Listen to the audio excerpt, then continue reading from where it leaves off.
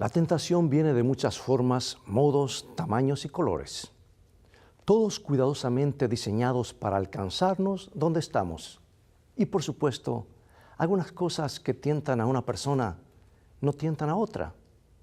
Además de los pecados obvios, ¿cuáles son algunas maneras sutiles de las que podemos ser tentados? Pero lo que más importante, ¿cómo vencer las tentaciones y obtener la victoria? ¿Es eso posible?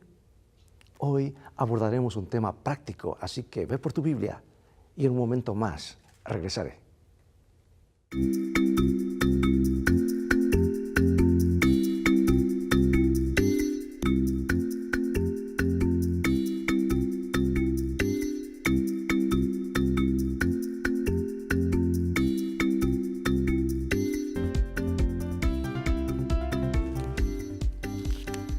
Esta hermosa promesa en San Lucas 19:10 sintetiza el tema de hoy y dice así: porque el Hijo del Hombre vino a buscar y a salvar lo que se había perdido.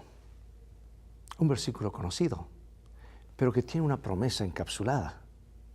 Cuando Satanás supo que existía enemistad entre él y la mujer, y entre su simiente y la simiente de ella, se dio cuenta que su obra de depravación de la naturaleza humana sería totalmente interrumpida. Sin embargo, cuando el plan de la redención se dio a conocer, Satanás se regocijó con sus ángeles al pensar que, por haber causado la caída del hombre, podía ahora hacer descender al Hijo de Dios de su elevada posición. Satanás declaró que hasta la fecha sus planes habían tenido éxito en la tierra y que cuando Cristo tomase la naturaleza humana, Él también podría ser vencido y así se evitaría la redención de la raza caída. En este tema, al considerar las tentaciones en el desierto, podremos ver en esa batalla claramente revelada en la Biblia el gran conflicto entre Cristo y Satanás. Este había reclamado al mundo como suyo y Cristo vino para reconquistarlo. Y en el centro de este reclamo estaba el plan de salvación.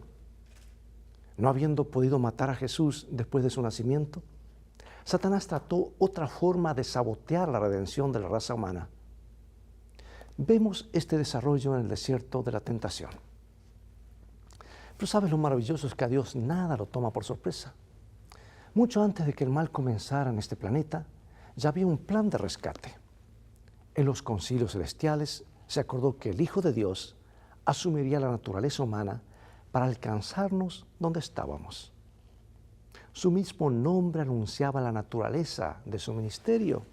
San Mateo capítulo 1, versículos 20 al 23. Un ángel del Señor le apareció en sueños y le dijo: José, hijo de David, no temas recibir a María tu mujer, porque lo que en ella es engendrado del Espíritu Santo es. Y dará a luz un hijo y llamará su nombre Jesús, porque Él salvará a su pueblo de sus pecados. Todo esto aconteció para que se cumpliese lo dicho por el Señor por medio del profeta cuando dijo: He aquí una virgen concebirá y dará a luz un hijo, y llamará su nombre Emmanuel, que traducido es Dios con nosotros. ¿Por qué vino Jesús a esta tierra? ¿Para estar con nosotros? ¿Por qué vino a estar con nosotros? Bueno, primero para restaurar el dominio que Adán había perdido. Captamos una vislumbre del aspecto real de Jesús y su dominio cuando inspiró a las multitudes, a 5,000 que quisieron coronarlo rey. Cuando los niños le cantaron hosanas, que era una forma de alabanza dirigida a uno que salvaría a la gente de sus enemigos. Vemos su poder sobre la creación humana, como su capacidad de restaurar a hombres quebrantados otra vez en seres integrales. Por ejemplo, el hombre que nació ciego y la mujer que tuvo hemorragia por 12 años. También se manifestó su poder sobre la naturaleza cuando calmó la tormenta y le dijo al viento y a las olas que se quedaran quietos. Eso fue en primer lugar, pero segundo, vino para traer juicio y destruir las obras del diablo. ¿Cuán a menudo nos preguntamos por qué el mal prospera? Jesús trata con la injusticia y nos asegura que el fin está a la vista. Cristo fue reconocido por los demonios como teniendo poder sobre ellos. Y a menudo gritaban su verdadera identidad, algunas veces antes que Jesús estuviera listo para revelarla. Dio paz a personas poseídas por el demonio y les restauró su salud mental cuando otros huían llenos de temor. Bueno, pero hay otra razón más. Tercero, Jesús vino al mundo para buscar y salvar a los perdidos y para quitarles sus pecados. Fue hecho como uno de nosotros para poder ser nuestro fiel sumo sacerdote y restaurarnos para Dios. O como dice N.T. Wright en su libro, él dice lo siguiente: tratar con el pecado, salvar a los humanos del pecado, darles gracia, perdón, justificación y glorificación. Todo esto fue el propósito del único pacto desde el principio, ahora cumplido en Cristo Jesús. Sí, Jesús vino para restaurar y devolvernos lo que perdimos. Pero hay una cosa más, finalmente Jesús vino a mostrarnos cómo es Dios, para revelar a nosotros y al universo que nos contempla cuál es su verdadero carácter. Pregunto, ¿no son estas razones y motivos para regocijarnos y fortalecer nuestro caminar con Dios mientras aguardamos la segunda venida de Cristo? Veamos cómo se desarrolló el conflicto en la vida de Jesús. La aparición de Juan el Bautista, debió haber despertado excitación por toda la región. Aquí había alguien que se parecía al profeta Elías. Era la primera voz profética que el pueblo oía después de 400 años. Dios nunca había guardado silencio por tanto tiempo. Ahora Él hablaba al pueblo otra vez. Y obviamente algo importante estaba por suceder. Y este era el mensaje que escuchaban de parte de Juan el Bautista. Un mensaje claro y duro, pero con misericordia, que incluía el juicio, la ira venidera, el hacha puesta en la raíz, el preparar el camino, quemar la paja en el fuego final. Y esto es lo que encontramos en San Mateo capítulo 3, versículos 7 al 12. Sígueme. Al ver él que muchos de los fariseos y los saduceos venían a su bautismo, les decía: generación de víboras, ¿quién os enseñó a huir de la ira venidera? Haced pues frutos dignos de arrepentimiento, y no penséis decir dentro de vosotros mismos: a Abraham tenemos por padre, porque yo os digo que Dios puede levantar hijos de Abraham aún de estas piedras. Y ya también el hacha está puesta a la raíz de los árboles. Por tanto, todo árbol que no da fruto es cortado y echado al fuego.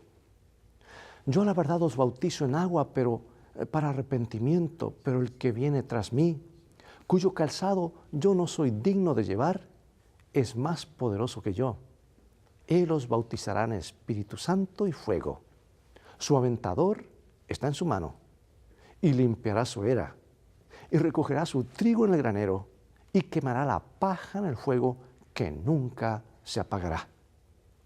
Bueno, trato de imaginarme cómo estarían los ojos y los corazones y la presión de esa gente, cómo estarían latiendo esos corazones al escuchar este mensaje tan claro. Un profeta que se levantaba finalmente. A algunos les gustó, a otros no les gustó. ¿Sabes que la gente pensaba que vivía en los últimos días?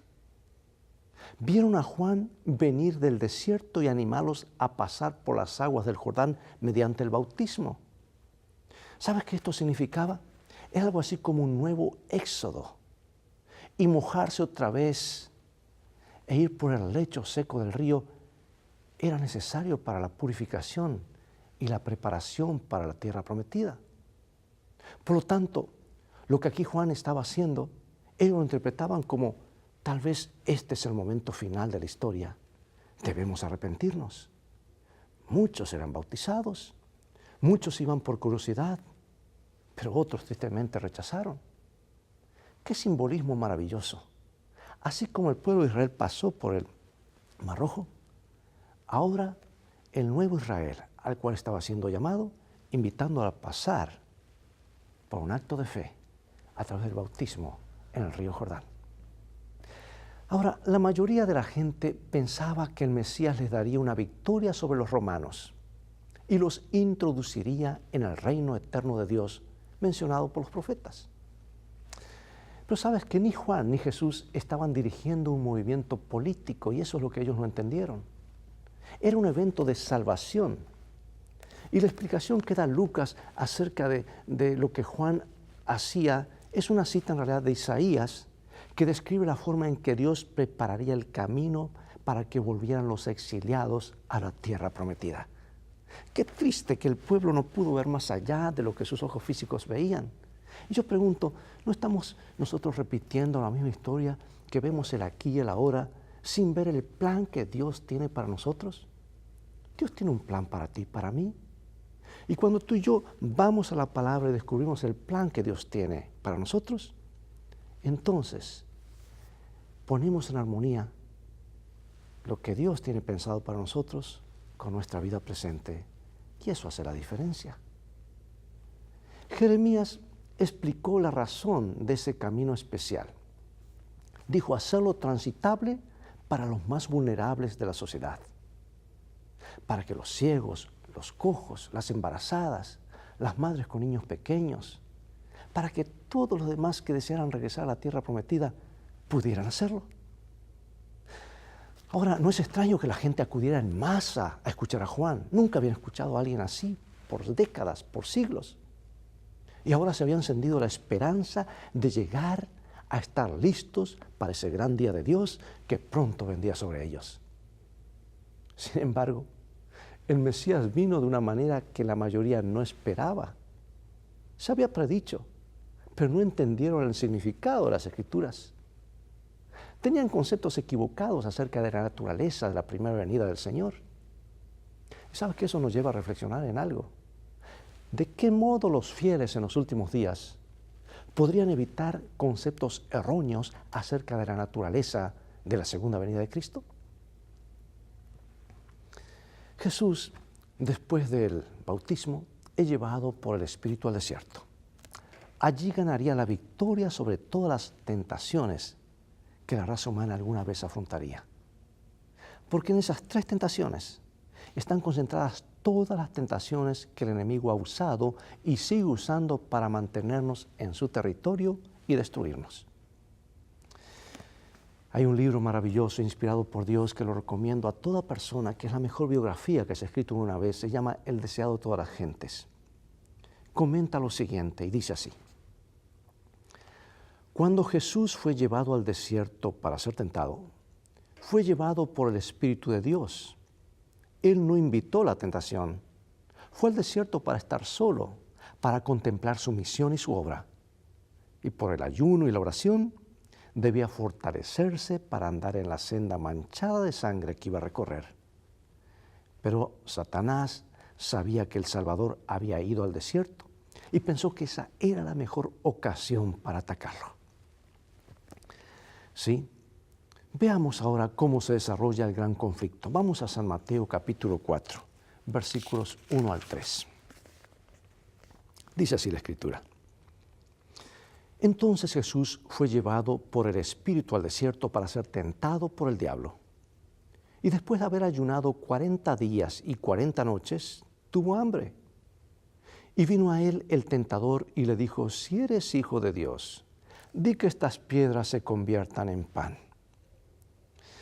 Bueno, hay semejanzas dramáticas entre el informe de las tentaciones de Jesús y las experiencias de los israelitas en su peregrinación después del Éxodo.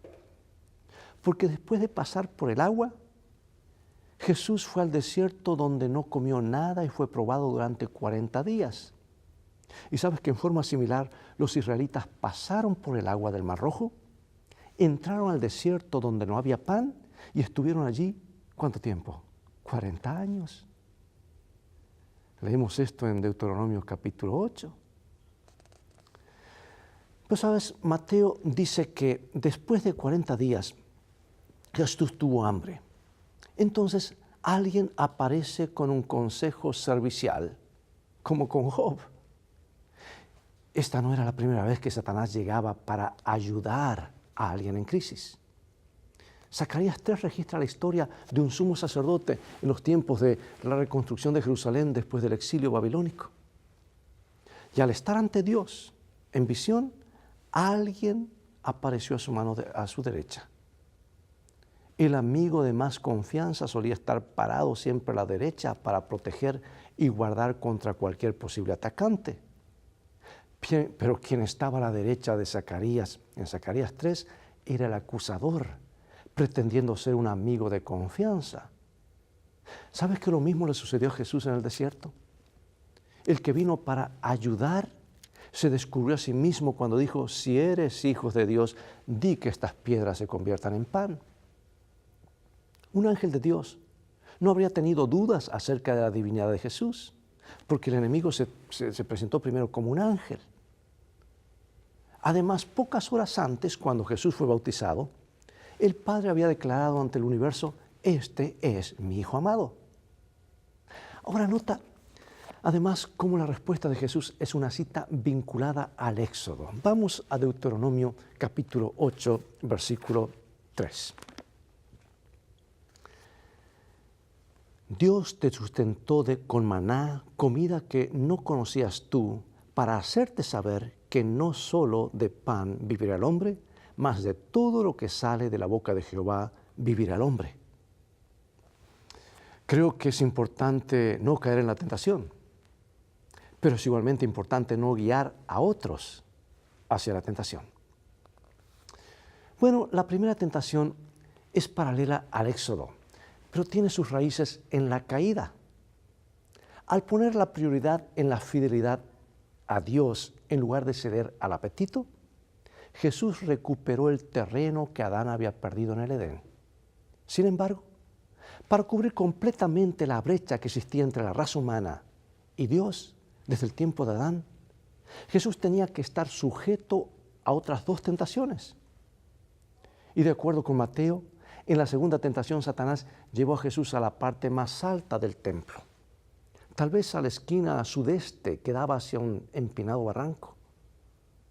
De nuevo vino la desafiante declaración: si eres hijo de Dios, lo que demostraba que el tentador no era amigo de Jesús. San Mateo 4, 5 al 7.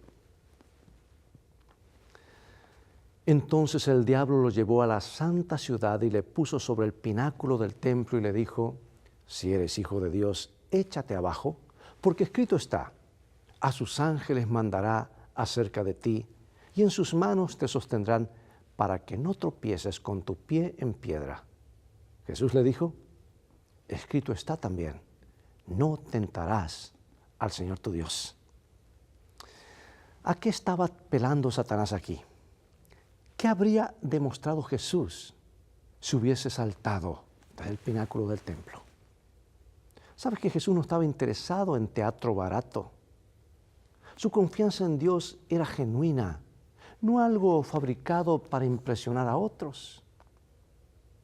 Trata de imaginarte, y hago aquí un paréntesis, si el pueblo hubiese visto eso. Uno que alimentaba a multitudes, que podía transformar las piedras en pan, que ahora saltaba de cierto espacio y caía así en cámara lenta, siendo protegido por los ángeles, hubiesen dicho: este es el Mesías que esperamos. Se hubiesen fijado en las cosas exteriores, en los milagros, en su propio bienestar, pero no en lo que Jesús venía a trabajar en el corazón humano. O sea que la completa confianza de Jesús en su Padre se había manifestado al dejar el cielo y hacerse un ser humano, sufriendo la indignidad, las representaciones equivocadas, la humillación pública, la injusticia de su muerte. Este era su destino y él estaba plenamente preparado para cumplirlo. Su misión era recuperar el mundo que Adán y sus descendientes habían perdido. En Jesús todas las promesas del pacto habían de cumplirse y el mundo tendría una oportunidad de salvación. Bueno, Jesús respondió con un escrito está, citando otra vez Deuteronomio y vinculando su experiencia con el Éxodo. Vamos otra vez a Deuteronomio, esta vez capítulo 6, versículo 16. no tentaréis a Jehová vuestro Dios como lo tentasteis en Masá. Bueno, Masá era un lugar donde los israelitas se quejaron amargamente acerca de la falta de agua. Y Moisés golpeó la roca para proveerla. Y al evaluar esa experiencia, Moisés declaró que el pueblo había tentado a Jehová diciendo, ¿está pues Jehová entre nosotros o no?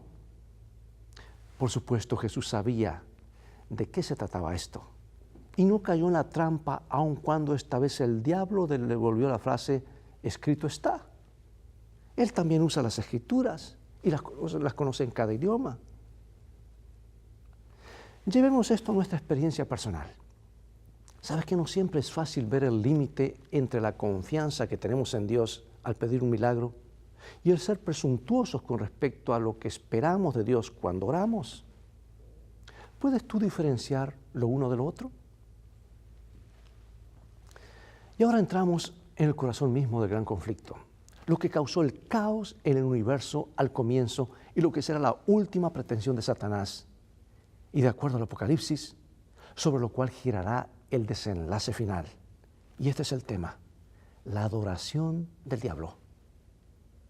¿Sabes que en la versión de Mateo, mientras la primera tentación se concentró en el apetito y la segunda en manipular a Dios, la tercera era un desafío directo a Cristo mismo, a su señorío y su misión, y a su última misión y su gran comisión aquí en la tierra? Vamos a Mateo, capítulo 4, versículos 8 al 10. Otra vez les llevó el diablo a un monte muy alto y le mostró todos los reinos del mundo y la gloria de ellos, y le dijo, todo esto te daré si postrado me adorares.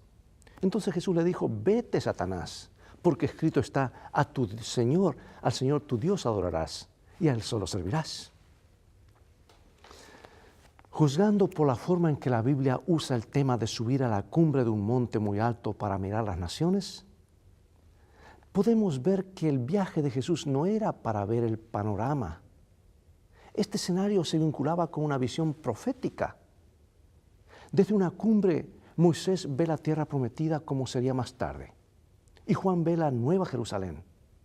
Y en forma similar, Jesús ve más que solo los países del antiguo mundo romano. Ahora, nota que Satanás muestra todo lo mejor de la mejor manera, lo mejor de la tierra. Muestra sus riquezas, su brillo glamoroso, pero no muestra el crimen, el sufrimiento y la injusticia. Todo esto te daré si postrado me adorares. Del mismo modo en que Satanás engañó a Adán y Eva, haciéndolos desear ser como Dios, cuando ya habían sido hechos a su imagen, Satanás pretendió que Él era Dios, que la propiedad de las naciones del mundo eran exclusivamente suya y que a cambio de un pequeño homenaje o inclinación, Él podía devolvérselo a Jesús. En cierta medida tenía razón, pues Adán y Eva, al desobedecer a Dios y obedecer a la serpiente, le dieron lugar para que Él sea reconocido como el Señor. Pero lo hizo mintiendo y usurpando lo que no le pertenecía. Lo central en esta prueba era la lealtad. ¿A quién le debe la humanidad su máxima lealtad? En el Edén, cuando Adán y Eva se dieron frente a la serpiente, lo que realmente hicieron fue darle su primera lealtad a Satanás. Y esa infección se propagó con rapidez a través de cada generación sucesiva. Sin la directa intervención divina, el gran conflicto se habría decidido en favor de Satanás. La raza humana y tal vez aún la vida sobre la tierra no podría haber continuado. Había mucho en juego. Frente a esas tres tentaciones, amigo y amiga, Jesús usó las Escrituras como su defensa. ¿Y qué significa esto para nosotros en términos prácticos? Es decir, ¿de qué forma podemos nosotros, cuando nos embiste la tentación, usar las Escrituras para tener la misma clase de victoria? Aunque podemos encontrar escritores a través de los siglos que tocan el tema del gran conflicto, y aunque algunos evangélicos hoy están considerando más de cerca la idea de que ninguno ha desarrollado profundamente una cosmovisión del gran conflicto, como la Iglesia Adventista del Séptimo Día. No la hay. ¿Sabes que hay un conflicto literal, físico, moral y espiritual entre Cristo y Satanás? Y esa es una de las características del pensamiento adventista. Y no es de extrañar, pues en toda la Biblia aparece lo que un escritor evangélico ha llamado el tema de la guerra cósmica. Y a veces, como en esta lección sobre las tentaciones, ese tema aparece de una manera muy cruda y abierta. Las Escrituras, ayudadas por el espíritu de profecía, revelan claramente la verdadera naturaleza de este conflicto y los temas eternos que están en juego en ella. Y ahora, amigo y amiga, para concluir, la palabra de Dios proporciona a la mente las armas del poder divino con que derrotar al enemigo. Feliz aquel que cuando es tentado haya su alma enriquecida con el conocimiento de las Escrituras. El salmista dijo: en mi corazón he guardado tus dichos para no pecar contra ti. Debemos estar más familiarizados con nuestras Biblias. Podríamos cerrar las puertas a muchas tentaciones si supiéramos de memoria pasajes de las Escrituras. Así que pongamos vallas al camino de las tentaciones diabólicas con un escrito está. Jesús ha soportado toda esta terrible lucha en nuestro favor. No estamos solos. Él es Emmanuel, Dios con nosotros. Acompáñame en oración. Gracias, oh Padre, porque en Jesús está nuestra victoria. Gracias porque en este gran conflicto que se desarrolla a nuestro alrededor y en cada corazón podemos salir victoriosos. Gracias por tu palabra, que es poderosa, y por tu palabra y por tu testimonio podemos vencer al enemigo. Ayúdanos a permear los pasillos de nuestra memoria con promesas de tu palabra, para que cuando venga la prueba difícil, podamos decir: escrito está, esto es lo que el Señor me dice, y ganemos la victoria sobre el enemigo.